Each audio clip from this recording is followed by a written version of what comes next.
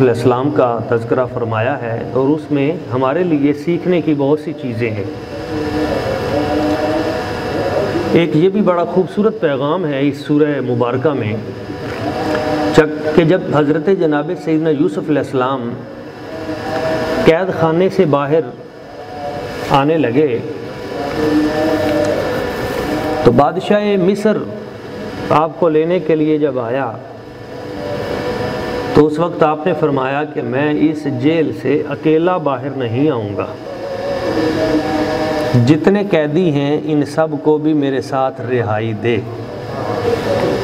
تو بادشاہ مصر نے کہا ان میں تو بڑے بڑے مجرم ہیں اور بڑے مشکل قابو آئے ہیں، تو وہ سارے ان کو اگر چھوڑ دیا گیا تو کام بڑا خراب ہو جائے گا۔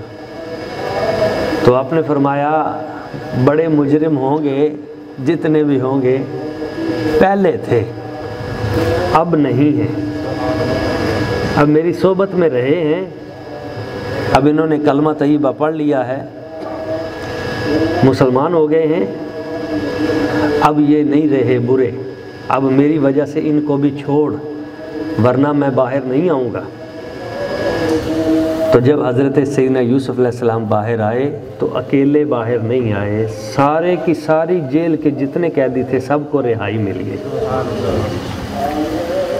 محدثین فرماتے ہیں جب کل حشر کا دن ہوگا تو اللہ تعالیٰ کی ذات ببرکات اپنے حبیب کے لیے ممبر سجا دے گا، اور لکلی نبی منابر نور، ہر نبی کے لیے نور کا ممبر ہوگا، اونچے اونچے نور کے ممبر ہوں گے، اور ہر نبی اپنے اپنے ممبر پہ جا کے بیٹھ جائے گا۔ پر نبی پاک صلی اللہ علیہ وسلم ہمارے آقا رحمت للعالمین شفیع المذنبین، حضور اپنے ممبر پہ بیٹھیں گے نہیں بلکہ ممبر کے قریب جا کے کھڑے ہو جائیں گے۔ اللہ کریم فرمائے گا میرے پیارے حبیب آپ بیٹھ جائیے نا، حضور ممبر پہ نہیں بیٹھیں۔ اللہ کریم فرمائے گا حبیب اتنا پیارا ممبر آپ کے لیے بنایا گیا، آپ اس پہ بیٹھتے ہی نہیں۔ نبی پاک صلی اللہ علیہ وآلہ وسلم جان کائنات عرض کریں گے یا اللہ اگر میں اس ممبر پہ بیٹھ گیا نا یہ چل پڑے گا اور چل کر مجھے جنت میں لے جائے گا، تو میرے حبیب اور کیا چاہیے، اسی لیے تو بنایا ہے، خود بخود چلے گا آپ کو جنت میں لے جائے گا۔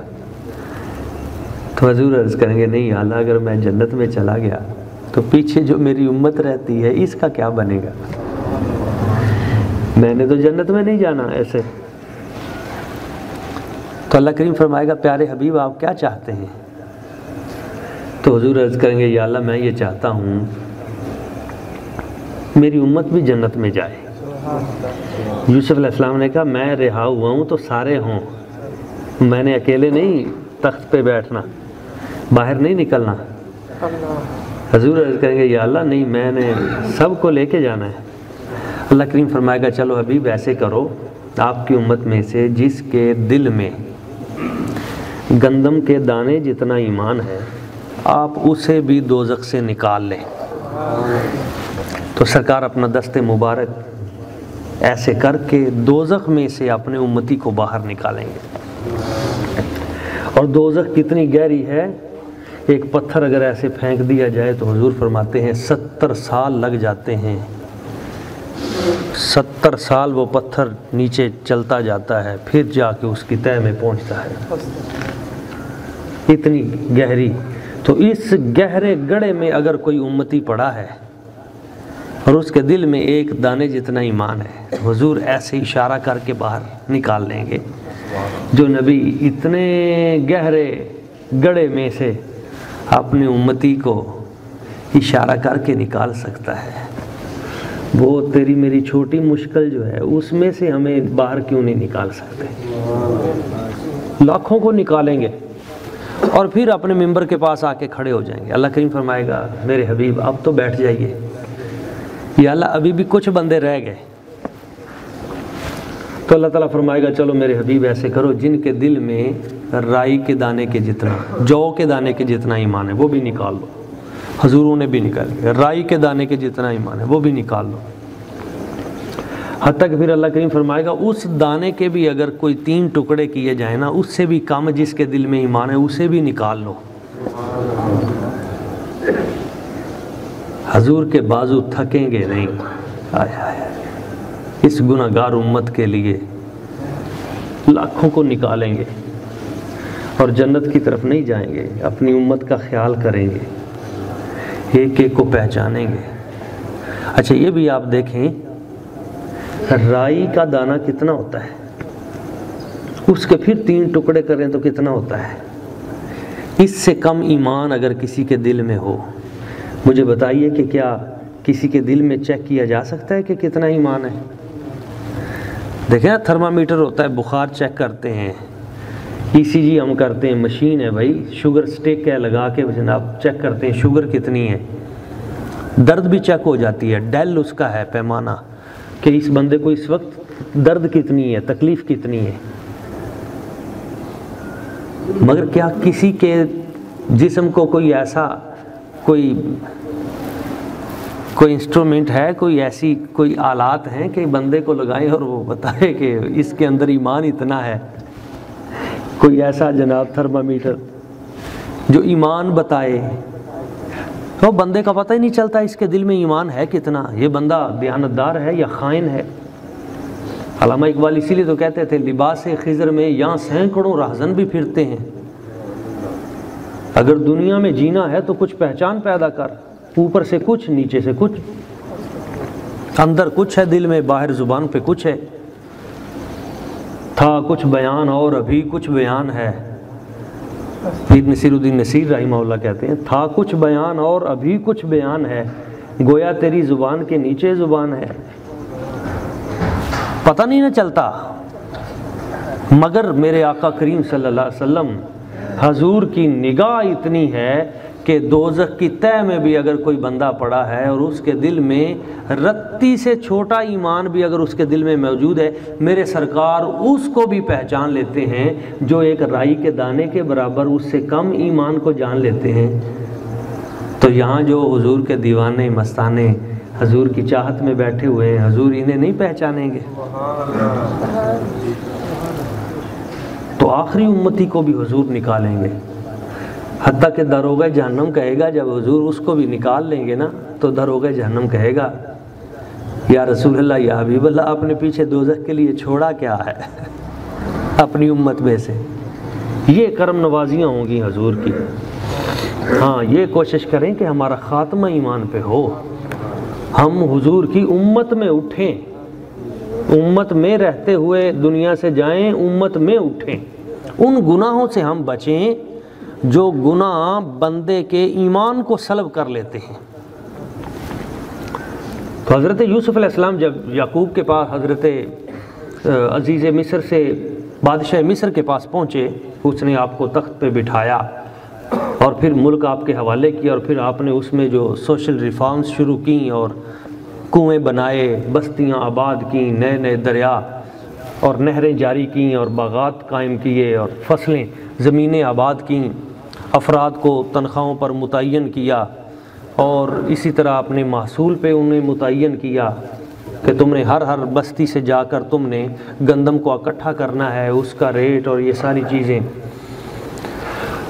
تو یہ میں پہلے ذکر کر چکا ہوں، جب وہ سلسلہ خیر بہت بڑھ گیا تو پھر آپ نے ہر ایک کو جب قحط کے دن شروع ہو گئے تو اس میں سے حصہ دینا شروع کر دیا۔ غریبوں کو آپ ویسے دے دیتے تھے، جو امیر لوگ تھے آپ نے ان کے لیے ریٹ مقرر کیا، مگر وہ ریٹ معقول تھا، معمولی ریٹ تھا جس پہ آپ ان کو گندم دیتے تھے۔ اس سے ہماری حکومت وقت کو بھی یہ دیکھنا چاہیے کہ جب وہ زمینداروں سے جب وہ گندم لیتی ہے تو ریٹ بہت کم رکھ کے ان سے لیتی ہے، ان کو معاوضہ کم دیتی ہے، مگر جیسے ہی گندم اس کے کنٹرول میں آ جاتی ہے تو پھر اس کے بعد جب واپس ان لوگوں کو دینی ہوتی ہے تو پھر اس وقت اس کے ریٹ آسمانوں پہ پہنچ جاتے ہیں۔ یہ نہیں، حضرت یوسف علیہ السلام کا طریقہ یہ تھا کہ آپ وہی جو مارکیٹ کا تھا اسی سے لیتے تھے، اور بعد میں آپ نے جب ان عوام کو ضرورت پڑی تو اس سے بھی کم کر کے سستی کر کے آپ نے ان کو واپس دی۔ حکومتوں کا کام عوام کو ریلیف دینا ہوتا ہے، حکومتوں کا کام ٹیکس لگا لگا کے عوام کو ذلیل کرنا نہیں ہوتا۔ قحط پڑ گیا، جو بھی آتا تھا آپ کے پاس، آپ اس کو ایک اصول آپ نے رکھا کہ جو بھی آئے گا اس کو 5 من سے زیادہ گندم نہیں دینی، یعنی 1 اونٹ کا بوجھ، 1 اونٹ پہ 5 من گندم ہوتی تھی۔ قحط پھیلتا پھیلتا باہر کی دنیا میں بھی پھیل گیا اور ادھر بھی، اور میں نے کل یہ بھی عرض کیا تھا کہ یہاں پہ بھی اتنا قحط پھیلا کہ آخر میں لوگوں نے سب کچھ بیچ دیا، اور پھر آخری 3 مہینے تو اس طرح گزرے کہ بس آپ کا دیدار ہی کرتے رہے۔ اور ایک پنجابی شاعر نے بڑا خوب کہا، وہ کہتا ہے کہ 3 مہینے خلقت رجی ویکھ یوسف کنانی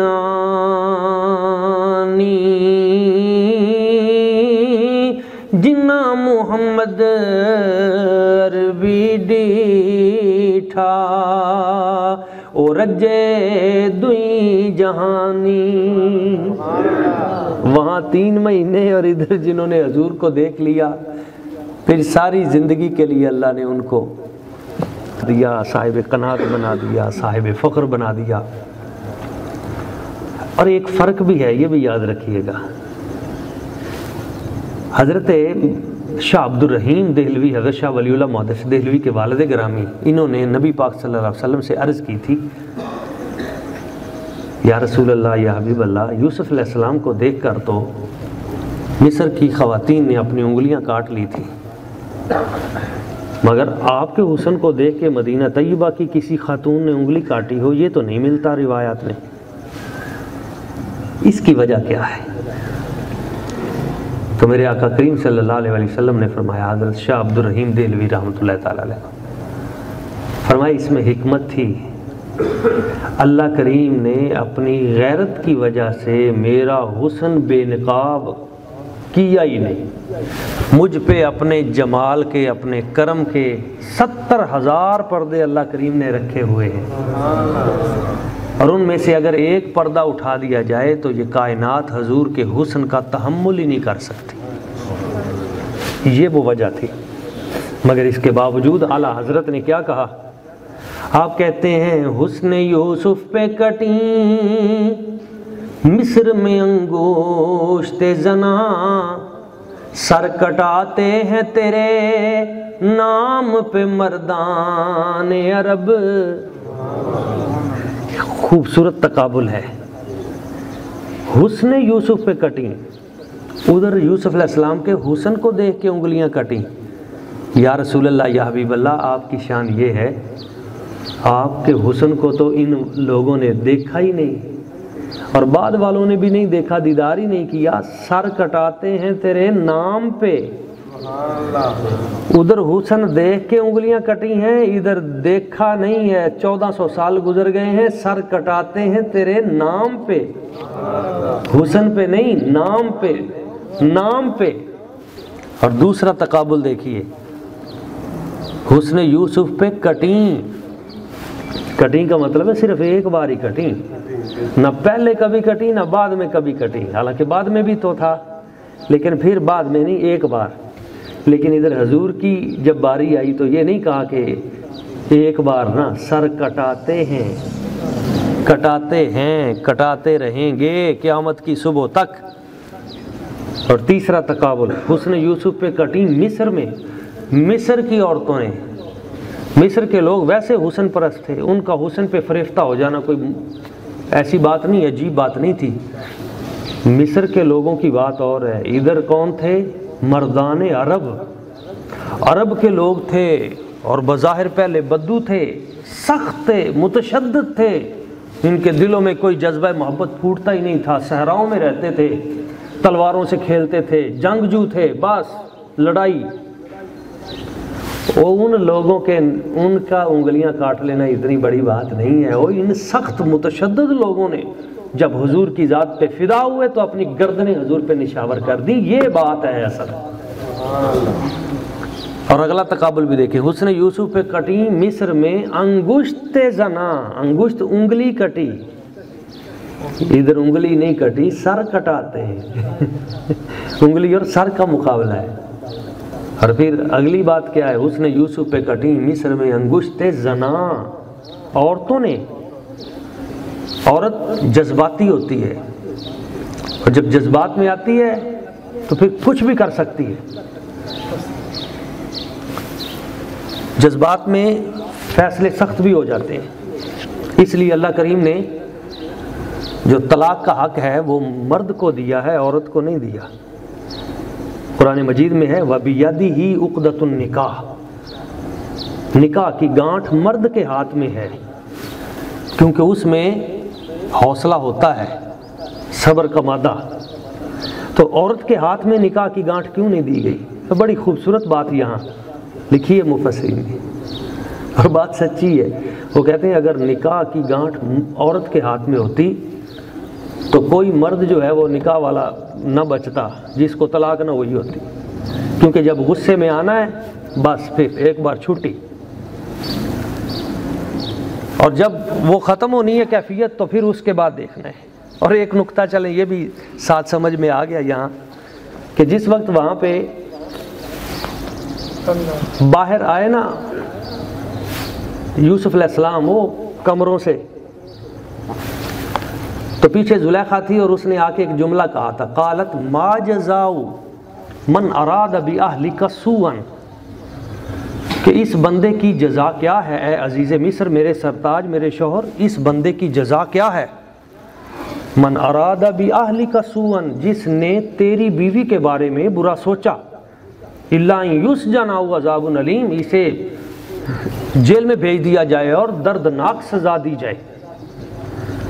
بھئی 4 منٹ پہلے تو منتیں ہو رہی تھیں کہ حضور ایک نگاہ دیکھ لیں، اور ادھر جیسے ہی جناب عزیز مصر شوہر نامدار سامنے آئے تو ادھر ہی وہی بندہ ہے، وہی عورت ہے، اور وہ کہہ رہی ہے کہ اس کو جیل میں ڈال دیا جائے اور اس کو دردناک سزا دی جائے۔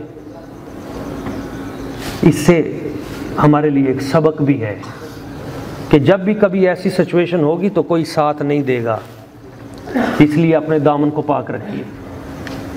اور دوسری بات،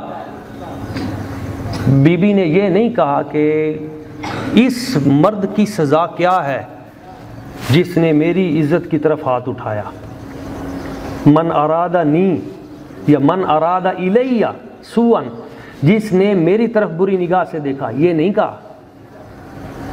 کیا کہا؟ من اراد باہلک، اس بندے کی سزا کیا ہے جس نے تیری بیوی کی طرف بری نگاہ سے دیکھا۔ بیوی تو وہ خود تھی، مگر یہ نہیں کہا کہ میری طرف، کہا تیری بیوی کی طرف اس نے بری نگاہ سے دیکھا، اس کی سزا کیا ہے؟ تو اس کا کیا مطلب تھا کہ ایسنو کہندے نے کام نو چک دینا، کہ اس کی غیرت کو ابھارا گیا کہ میری عزت کا مسئلہ نہیں ہے، تیری عزت کا مسئلہ ہے، اس نے تیری عزت کی طرف نگاہ سے دیکھا ہے، اب اس کو مار دے، سزا دے، جیل میں بھیج دے۔ یہ ہے وہ بات کہ جب جذبات میں تو آخری فیصلہ، کوئی کمپرومائز نہیں، جب پیار میں تو پھر بھی آخری فیصلہ۔ اس سے بچنا ہے، جذباتیت سے بچنا ہے، فوری فیصلوں سے بچنا ہے، اس طرح کی سختیوں سے۔ تو حضرت جناب سیدنا یوسف علیہ السلام، آپ کی میں بات کر رہا تھا کہ جس وقت آپ وہاں عزیز مصر اور بادشاہ وقت کے پاس پہنچے، اور پھر اس کے بعد آپ نے وہ سلسلہ خیر شروع کر دیا، اور ایک اونٹ ہر ایک کو دیتے تھے، اس سے زیادہ نہیں آپ دیتے تھے۔ لوگ آپ کے پاس آتے تھے، آپ نے ان کی بھوک کو دور کرنا شروع کر دیا، ان کے دکھوں کا مداوع اور علاج کرنا شروع کر دیا۔ چونکہ قحط صرف یہاں مصر میں نہیں آیا تھا، قحط اس وقت پوری دنیا میں آیا تھا۔ تو پوری دنیا میں جس وقت قحط پھیلا تو قحط چلتے چلتے حضرت یعقوب علیہ السلام کے علاقے میں بھی پہنچ گیا، اور حالات بڑے خراب ہو گئے۔ اور وہ جو آپ کے بھائی تھے آخر ایک دن روتے روتے، کیونکہ آپ نا حجرے میں رہتے تھے، روتے رہتے تھے، ذکر میں مشغول رہتے تھے حضرت یعقوب علیہ السلام، تو بھائی گئے جا کے کہنے لگے ابا جی آپ تو ذکر میں پڑے ہوئے ہیں، نہ کچھ کھاتے ہیں نہ پیتے ہیں، ہم بھی تمہارے بیٹے ہیں، کچھ ہماری طرف توجہ کریں، ہمارے آگے بچے ہو گئے ہیں، وہ بھی جوان ہو رہے ہیں، کھانے کو کچھ نہیں ہے، قحط پڑ گیا ہے، برے حالات ہیں، کچھ کریں۔ آپ فرمانے لگے کہ میرے پاس لوگ آتے ہیں دعا کے لیے۔ یعقوب علیہ السلام نے فرمایا تو واقعی مجھے پتا ہے کہ قحط پڑ گیا ہے، حالات برے ہیں، مجھے لوگ آ کے بادشاہ مصر کی خبریں دیتے ہیں، لوگ آ کے بتاتے ہیں کہ مصر میں ایک بادشاہ ہے، بڑا رحم دل ہے، بڑا رحیم و کریم ہے، اور لوگوں کی مدد کرتا ہے، لوگوں سے تعاون کرتا ہے۔ جب کسی بستی میں، کسی علاقے میں کوئی اللہ تعالیٰ کا ایسا بندہ پیدا ہوتا ہے، اللہ تعالیٰ اس کا نام بڑھا دیتا ہے۔ تو کنعان میں یہ خبر جب پھیلی، پہنچی، حضرت یعقوب علیہ السلام نے فرمایا بھی لوگ جا جا کے وہاں سے خیر لے رہے ہیں، میرے بیٹو تم بھی جاؤ۔ انہوں نے کہا جی ٹھیک ہے ہم چلے جاتے ہیں، پر بادشاہ کو دینے کے لیے ہمارے پاس تو شے کوئی نہیں۔ تو حضرت یعقوب علیہ السلام نے فرمایا بھئی جو میں نے باتیں سنی ہیں وہ بندہ بڑا کریم ہے، اور جو کریم ہوتے ہیں وہ ہدیے، وہ پیسے، وہ یہ نہیں دیکھتے۔ تم کوئی بھی چھوٹی سی چیز بھی لے جاؤ گے نا، مجھے امید ہے وہ قبول کر لے گا، اور کریم ہے، جو دو گے اس سے بڑھ کے تمہیں واپس کرے گا، تم جاؤ صحیح۔ اور پھر آپ نے ان کو چند وصیتیں کی، فرمایا جب جانا تو بادشاہ کے سامنے اجازت لے کے جانا، جب تک وہ بیٹھ نہ جائے تم نے بیٹھنا نہیں۔ یہ آج پی پی ایس سی اور ایف پی ایس سی اور یہ جو آج شروع ہوئے ہیں انٹرویوز کہ کس طرح جا کے وہاں انٹرویو دینا ہے اور کیسے بات چیت کرنی ہے، کیا حضرت یعقوب علیہ السلام اس دور میں یہ اصول اور یہ جو بنیادی ایتھکس تھے یہ بیان کر رہے تھے اپنے بچوں کو، فرما رہے تھے جانا ہے تو اجازت لے کے جانا ہے، پہلے اجازت لینی پھر جانا ہے، جب اندر کمرے میں جانا ہے تو جاتے ہی بیٹھ نہیں جانا بلکہ کھڑے رہنا ہے، جب تک بادشاہ حکم نہ دے تب تک بیٹھنا نہیں ہے، جب بیٹھ جاؤ تو بادشاہ کی آنکھوں میں آنکھیں ڈالنی نہیں ہے، آنکھیں جھکا کے رکھنا ہے، جب وہ کوئی سوال پوچھے تو صرف اسی سوال کا جواب دینا ہے، اس سے آگے جواب نہیں دینا، اتنی بات کرنی ہے جتنی پوچھی جائے، جب بات مکمل ہو جائے تو اس کا شکریہ ادا کرنا ہے، جب واپس آؤ تو اس کو پشت کر کے واپس نہیں آنا بلکہ انہی قدموں پہ پیچھے ہٹنا ہے۔ یہ چند اصول آپ نے بیان فرمایا بھی اب تم جاؤ اور جاتے ہوئے تم کچھ نہ کچھ ساتھ لے جاؤ۔ تو انہوں نے کچھ درم لے لیے، کچھ ان کے پاس روئی تھی، کچھ تھوڑا سا ان کے پاس، تو وہ جو چیزیں ان کے پاس پڑی تھیں وہ لے گئے، کچھ درم بھی لے گئے۔ ادھر حضرت جناب یوسف علیہ السلام آپ نے پورے مصر کے گیٹ بنوا دیے تھے، اور ہر گیٹ پہ سیکورٹی گارڈ مقرر کیے تھے، انٹیلیجنس تھی آپ کی، اور جب بھی کوئی قافلہ آتا تھا تو آپ نے حکم دیا ہوا تھا کہ ملک شام کی طرف سے جب بھی کوئی قافلہ آئے میرے علاقے کی طرف سے، وہ بندے یہاں بعد میں پہنچیں، ان کی سی وی پہلے پہنچے، یعنی ان کی جتنا ان کا بایو ڈیٹا ہے، ان کے پاس کیا ہے، دولت کتنی ہے، گندم لینے آئیں گے تو یہ ساری چیزیں پہلے پہنچے میرے پاس۔ تو ایک دن اسی طرح آپ تشریف فرما ہیں تو آپ کے پاس پیغام آ گیا، آج ایک قافلہ آیا ہوا ہے کنعان سے اور اس کے اندر یہ لوگ ہیں۔ وہ سیکورٹی والوں نے نام لیے سارے، پوچھا تمہارے باپ کا کیا نام ہے، تمہارے دادا کا کیا نام ہے، انہوں نے کہا ہم حضرت یعقوب علیہ السلام کے بیٹے ہیں، وہ حضرت اسحاق علیہ السلام کے بیٹے ہیں، وہ حضرت ابراہیم علیہ السلام کے بیٹے ہیں، یہ بڑا اعلیٰ ہمارا نسب ہے۔ حضرت یعقوب علیہ السلام کے پاس، حضرت یوسف علیہ السلام کے پاس جس وقت یہ رپورٹ پہنچی، آپ نے وہ ورق دیکھا تو رونا شروع کر دیا، رونے لگے۔ تو آپ کا ایک وزیر بیٹھا ہوا تھا، وہ آپ کے پاس آیا، اس نے کہا حضور آپ روتے کیوں ہیں؟ آپ نے فرمایا بھی خبر ابھی اپنے تک رکھنا، یہ جو لوگ آئے ہیں نا آج یہ میرے بھائی ہیں، اور ان لوگوں نے یہ کام کیے تھے میرے ساتھ، آج میں روتا دو وجہ سے ہوں. ایک تو میں اس وجہ سے رو رہا ہوں کہ میری وجہ سے ان سے یہ گناہ ہوا. اگر میں نہ ہوتا میرے بھائیوں کو میری وجہ سے یہ گناہ تو نہ ہوتا. ہائے ہائے ہائے. یعنی بھائیوں کو گناہگار نہیں ٹھہرایا بلکہ کہا کہ میری وجہ سے یہ ہوا ہے. اور اس موقع پہ آپ نے کہا کاش میں پیدا ہی نہ ہوا ہوتا. یہ ہوتے ہیں بڑے لوگ کہ جو دوسروں کی غلطیوں اور کمیوں کو بھی اپنے اوپر ڈال لیتے ہیں کہ نہیں اس کا گناہ نہیں ہے, اس کی غلطی نہیں ہے. اور دوسرا فرمایا میں اس لیے روتا ہوں کہ ان کے حالات اتنے کمزور ہو گئے ہیں کہ آج یہ گندم لینے آ گئے. تو فرمایا ان کو لایا جائے اور ساتھ آپ نے پوچھا یہ بتاؤ کہ ان کا لباس کیسا ہے. انہوں نے کہا حضرت ان کے چہرے تو بڑے روشن ہیں, آخر یوسف علیہ السلام کے بھائی تھے, جیسے بھی تھے نبیوں کی اولاد میں سے تھے, چہرے بڑے روشن ہیں, قد بڑے اونچے ہیں ان کے, لیکن کپڑے پھٹے پرانے ہیں. تو آپ پھر رونے لگے اس بات پہ, بہت روئے. ان کو بلایا اور آپ نے فرمایا انہیں میرے سامنے نہ لائیے گا, ان کو 3 دن تک ان کی مہمان نوازی کریں اور اچھا کھانا کھلائیں, اچھا بہترین کھانا کھلائیں ان کو, ان کا لباس تبدیل کروائیں, ان کی ضیافت کریں اور ان کو رہائش دیں ان کو. تو وہ آپس میں باتیں کرنے لگے, بھائی یار یہ بندہ تو بڑا اچھا ہے, بادشاہ تو بڑا کریم ہے, بھائی مہمانوں کو اتنا اچھا ڈیل کرتا ہے اور اتنی خدمت کرتا ہے. اور ساتھ شرمندہ بھی ہوئے کہ ہمارے پاس تو کچھ ہے ہی نہیں, بادشاہ کو تحفہ دینے کے لیے کوئی چیز نہیں ہے. تو جب پریشان ہوئے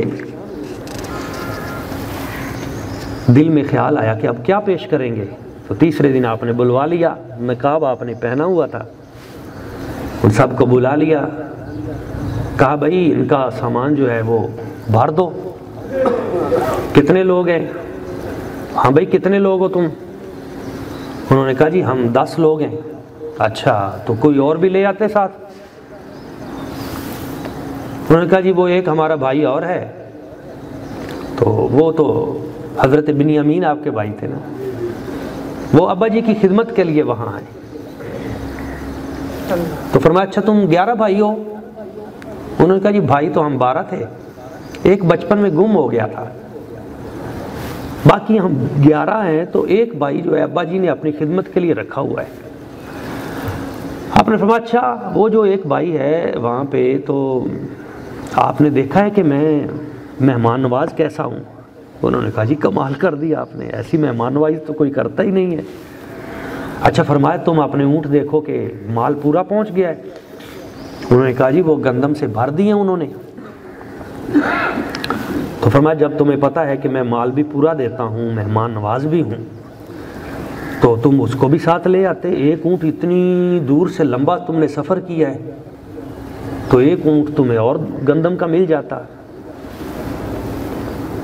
انہوں نے کہا جی یہ بات تو آپ کی بالکل صحیح ہے, بس ابا جی اس کو جانے نہیں دیتے.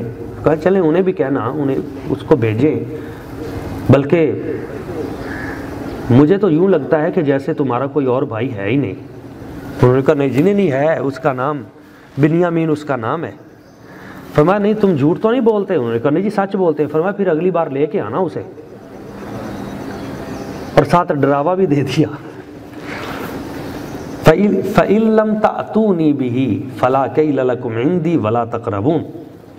اگر تم اگلی بار اسے ساتھ نہ لے کے آئے نا, فَلَا كَيْلَ لَكُمْ عِنْدِي, پھر تمہیں گندم نہیں ملے گی. وَلَا تَقْرَبُونَ, اور آج تم جو بادشاہ وقت کے ساتھ آ کے بیٹھے ہو نا میرے قرب میں, یہ بھی نہیں ملے گا. یہ ایک تو پہلے ان پہ ڈال دیا کہ تم صحیح بات کر بھی رہے ہو یا نہیں. پھر انہوں نے خود بتا دیا کہ 11واں بھائی بھی ہے. پھر آپ نے شرط لگا دی کہ اس کو بھی ساتھ تم نے لے کے آنا ہے, اسے بھی مال دوں گا. تو قالوا سنراود عنہ اباہ وإنا لفاعلون, کہنے لگے بالکل جی ابا جی سے جا کے عرض کریں گے انشاءاللہ, بلکہ ہم لے کے آئیں گے اسے. وقال لفتيانه اجعلوا بضاعتهم في رحالهم لعلهم يعرفونها اذا انقلبوا الى اهلهم لعلهم يرجعون. تو آپ نے فرمایا جی بالکل تم اسے لے کے آنا تو میں اور تم کو مال دوں گا. اور پھر آپ نے ایک حکم دیا اپنے بندوں کو، وہ جو آپ کے نوجوان تھے جو گندم بھر بھر کے تھیلے رکھتے تھے اونٹوں کے اوپر، آپ نے حکم دیا کہ ان کے جتنے پیسے ہیں وہ بھی خفیہ طریقے سے ان کی بوریوں میں ڈال دیے جائیں، اور ساتھ کچھ پیسے اور بھی ڈال دو. اس سے آپ کا مقصد کیا تھا؟ اس سے حضرت یوسف علیہ السلام کا آئی کیو لیول وہ بھی ہمارے سامنے آتا ہے کہ اللہ نے انہیں کتنا ذہین بنایا تھا. آپ نے فرمایا بھائی پیسے ڈالنے کا مقصد کیا تھا، انہیں بتایا نہیں، لیکن مقصد آپ کا یہ تھا، ایک تو یہ تھا کہ پتہ نہیں ان کے پاس اور پیسے ہیں بھی گندم خریدنے کے یا نہیں، تو کہیں اس وجہ سے وہ نہ ہو کہ نہ آئیں، تو پیسے بھی دے دیے. دوسرا یہ ہے کہ اس وجہ سے بھی ڈال دیے تاکہ انہیں پتہ چلے کہ میں کریم ہوں اور دوبارہ یہ شوق سے واپس آئیں. اور تیسرا یہ کہ ان کے ابا جی کے لیے بھی دلیل بن جائے کہ جب میں پیسے بھی نہیں لیتا گندم بھی دے دیتا ہوں تو بھائی کو بھی ساتھ بھیجنے میں انہیں پریشانی نہ ہو. اور بوریوں میں اس لیے رکھی کہ ڈاکو اس وقت پڑ جاتے تھے تو جیبوں سے وہ پیسے نکال لیتے تھے، تو آپ نے کہا کہ جو ان کے گندم ہے اس کے اندر ہی ڈال دو تاکہ انہیں بھی خبر نہ ہو. وہ واپس گئے، انہیں خبر نہیں تھی. جب اپنے گھر پہنچے حضرت جناب یعقوب علیہ السلام، آپ کہنے لگے بھائی بڑی اچھی خوشبو آ رہی ہے. کہنے لگے ہاں جی ہم مصر کے بادشاہ سے مل کے آئے. اچھا کیسا پایا تم نے؟ بڑا اچھا بندہ ہے، بڑا کمال آدمی ہے جی، بڑی عظیم ہستی ہے، انہوں نے بڑا ہمارے ساتھ تعاون کیا، ہمیں بہت خدمت کی، کھانا کھلایا، اور ساتھ ایک انہوں نے شرط بھی رکھی ہے. فلما رجعوا الى ابيهم قالوا يا ابانا منع منا القيل فارسل معنا اخانا نقتل. جب واپس گئے تو جا کے کہنے لگے ابا جی انہوں نے اب ہمارا اگلا داخلہ مصر میں بند کر دیا ہے، جب تک ہم اپنے بھائی کو ساتھ نہ لے جائیں. وَإِنَّا لَهُ لَحَافِظُونَ، تو آپ بھائی کو بنیامین کو ہمارے ساتھ بھیجیں تاکہ ہم جائیں اور گندم بھی زیادہ لے کے آئیں، ایک اونٹ اور اضافی آ جائے گا. وَإِنَّا لَهُ لَحَافِظُونَ، اور ہم حفاظت بھی بڑی اچھی کریں گے بنیامین کی. قَالَ هَلْ آمَنُكُمْ عَلَيْهِ إِلَّا كَمَا أَمِنْتُكُمْ عَلَىٰ أَخِي مِنْ قَبْلِ. فرمایا مجھے تمہاری حفاظت کا تو پتہ ہے، پہلے بھی میں نے ایک اپنا ہیرا تمہارے ساتھ بھیجا تھا تو تم نے اس کا کیا حشر کیا، اب تم کہتے ہو کہ میرا یہ دوسرا بیٹا یہ بھی لے جاؤ. تو اس موقع پہ آپ نے کہا اچھا، انہوں نے کہا نہیں ہم حفاظت کریں گے. فاللہ خیر حافظا، آپ نے فرمایا تم نے کیا حفاظت کرنی ہے، حفاظت اللہ ہی کرتا ہے. وَهُوَ أَرْحَمُ الرَّاحِمِينَ، اور وہ سب سے بڑا رحم کرنے والا ہے. وَلَمَّا فَتَحُوا مَتَاعَهُمْ، جب انہوں نے بوریاں کھولیں، وَجَدُوا بِضَاعَتَهُمْ رُدَّتْ إِلَيْهِمْ، تو انہوں نے دیکھا کہ وہ سارے پیسے تو واپس آ گئے. تو کہنے لگے قالوا یا ابانا ما نبغي، ابا جی اور ہمیں کیا چاہیے، اس نے پیسے بھی واپس کر دیے. بندہ دیکھیں کتنا عظیم ہے، کتنا کریم ہے، پیسے بھی ہمیں مل گئے ہیں، گندم بھی مل گئی ہے، اب بھی آپ نہ بھیجے تو آپ کی مرضی ہے. وَنَمِيرُ أَهْلَنَا، ہم مال بھی لے کے آئیں گے. وَنَحْفَظُ أَخَانَا، بھائی کی حفاظت بھی کریں گے. وَنَزْدَادُ كَيْلَ بَعِيرٍ، ایک اونٹ اور ہمیں مل جائے گا گندم کا، اور بڑی آسانی سے مل جائے گا. قال، تو آخری بات کر رہا ہوں، قال لن ارسلہ معکم، فرمایا میں اسے ہرگز تمہارے ساتھ نہیں بھیجوں گا. حتی تؤتونی موثقا من اللہ، یہاں تک کہ تم پہلے اللہ کریم کا وعدہ کرو میرے ساتھ، اللہ کا عہد دو مجھے، قسم دو. لتأتوننی بہ، کہ تم ضرور اسے واپس لے کے آؤ گے، پہلے مجھے قسم دو. الا یحاط بکم، مگر یہ کہ اگر تم گھیر لیے جاؤ اگر تم پھنس جاؤ کسی مشکل میں تو پھر قسم جو ہے نا وہ نہیں ٹوٹے گی، ورنہ میں قسم ڈالتا ہوں کہ تم نے اسے واپس لے کے آنا ہے. انہوں نے قسم اٹھا لی. فلما آتوا موثقهم قال اللہ علی ما نقول وکیل، تو فرمایا ٹھیک ہے اگر تم قسم اٹھا لیتے ہو اللہ تعالیٰ بھی ہم سب پہ نگہبان ہے، جو کہہ رہے ہیں بات پکی ہو گئی۔ یہاں سے ایک بہت خوبصورت سبق آج کے ہمارے معاشرے کے لیے ملتا ہے۔ بھائیوں نے اگرچہ زیادتی کی تھی، مگر حضرت یوسف علیہ السلام نے ان پہ دوبارہ اعتماد کیا۔ ایک بار غلطی ہو جائے تو پھر بندہ یہ کہے کہ اب میں نے اپنی اولاد پہ کبھی دوبارہ اعتماد کرنا ہی نہیں، یہ نہیں کرنا چاہیے۔ یہ سورہ یوسف کا درس ہے کہ نہیں؟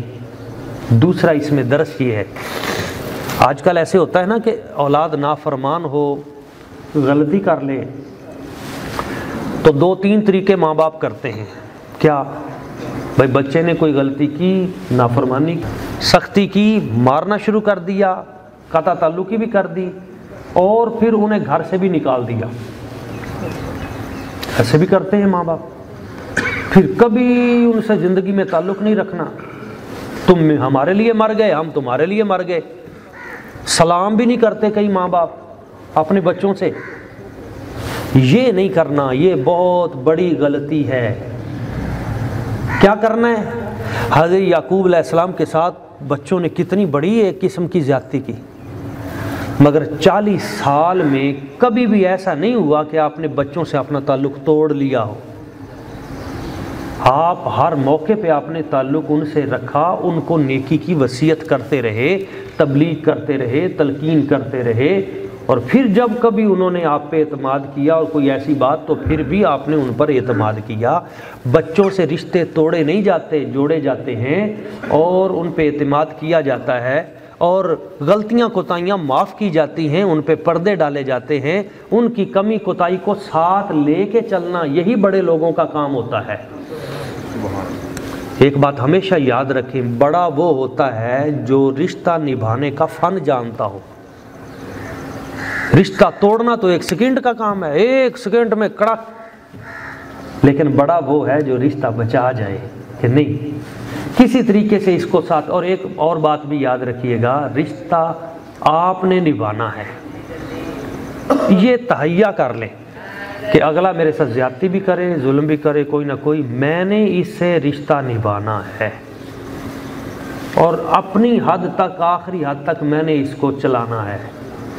جب پھر اللہ کا حکم آ جائے وہ اس کی مرضی ہے، پھر قدرت کا حکم آ جاتا ہے کئی بار، وہ اور حکم ہے، لیکن آپ نے اپنے طور پہ اس سلسلے کو، حضرت یوسف علیہ السلام کے والد گرامی حضرت یعقوب علیہ السلام نے یہی کیا، بچوں پہ اعتماد کیا، اور پھر ایک کام کیا، ان کی توجہ اللہ تعالیٰ کی طرف کر دی کہ ٹھیک ہے اب میں بھیج تو دوں گا تمہارے ساتھ بنیامین کو، مگر اللہ کریم کا وعدہ کرو، قسم اٹھاؤ، تاکہ اللہ کا خوف بھی ان کے دل میں رہے اور یاد رہے کہ ہم اللہ کریم کا عہد کر کے آئے ہیں۔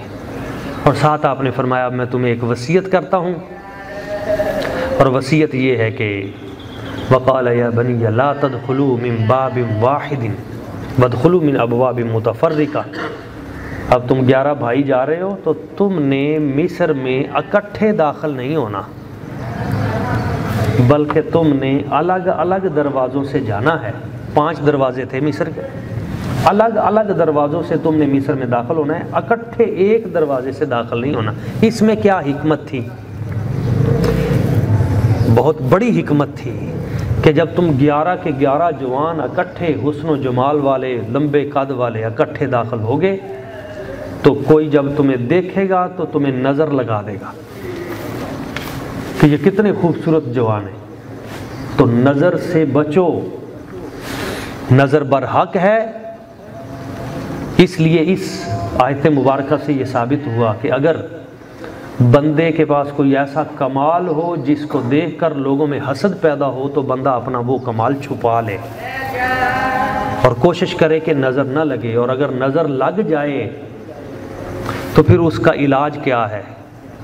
تو کل میں انشاءاللہ تعالی اس پہ عرض کروں گا کہ اگر کسی کو نظر لگ جائے تو پھر کرنا کیا ہے۔ 2-3 خاص چیزیں ہیں، بڑی سے بڑی سخت نظر بھی ہے، تو انشاءاللہ تعالی ان 2-3 اصولوں سے وہ نظر ختم ہو جائے گی۔ نظر برحق ہے، اس لیے حضرت یعقوب علیہ السلام نے کہا تھا اکٹھے نہیں داخل ہونا۔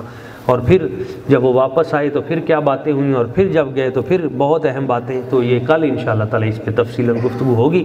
اللہ کریم کی بارگاہ قدس میں دعا ہے جو چند باتیں بیان کی گئیں ہمیں سمجھنے کی، عمل کی اور آگے پھیلانے کی توفیق اور سعادت عطا فرمائے۔ اللہم صلی علی سیدنا